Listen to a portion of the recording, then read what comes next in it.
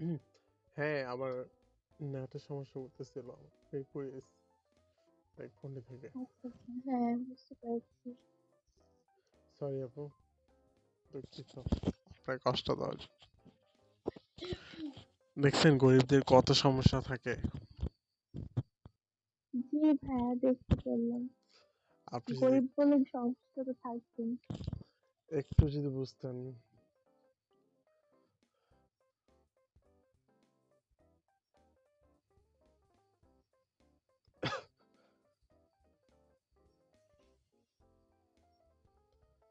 তারপর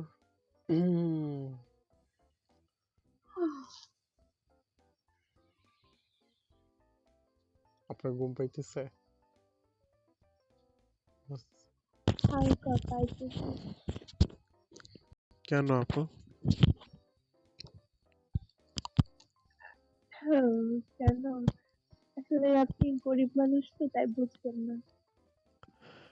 আরে আপু, শাস্তামি করেন কেন? বইলা দেন না কেন? বললে কি সমস্যা আছে? কথা পেঁচান কেন? উফ, কথাটা গায়ে লাগলো।